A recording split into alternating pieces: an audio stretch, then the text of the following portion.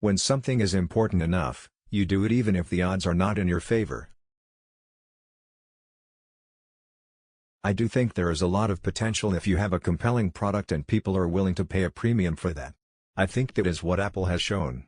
You can buy a much cheaper cell phone or laptop, but Apple's product is so much better than the alternative, and people are willing to pay that premium.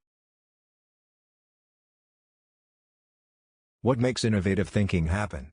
I think it's really a mindset. You have to decide. A company is a group organized to create a product or service, and it is only as good as its people and how excited they are about creating.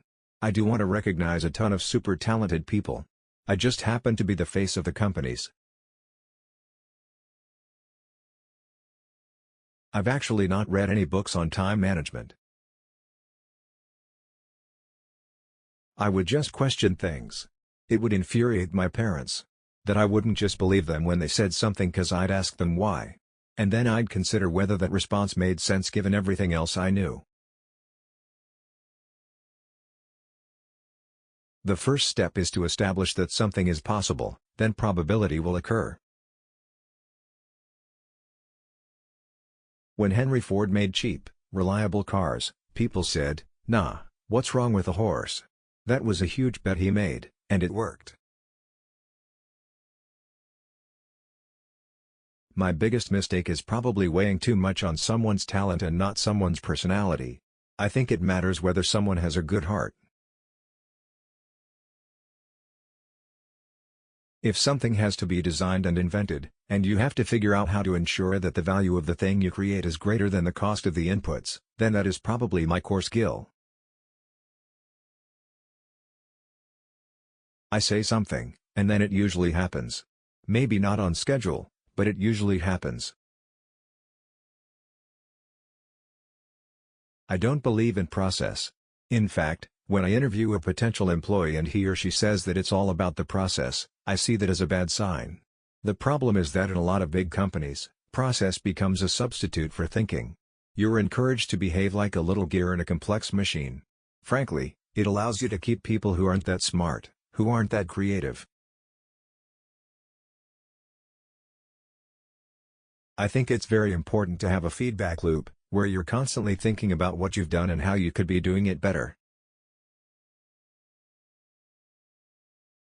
I don't spend my time pontificating about high-concept things, I spend my time solving engineering and manufacturing problems.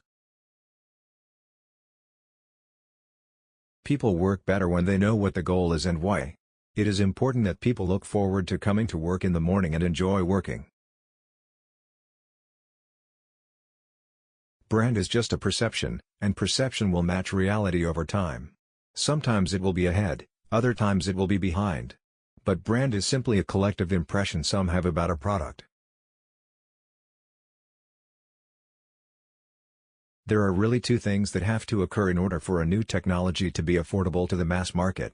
One is you need economies of scale. The other is you need to iterate on the design. You need to go through a few versions. When somebody has a breakthrough innovation, it is rarely one little thing. Very rarely, is it one little thing. It's usually a whole bunch of things that collectively amount to a huge innovation.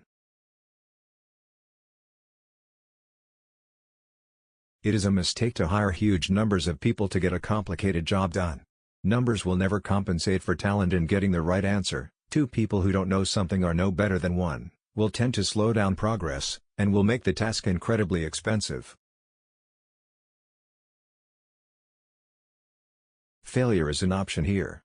If things are not failing, you are not innovating enough.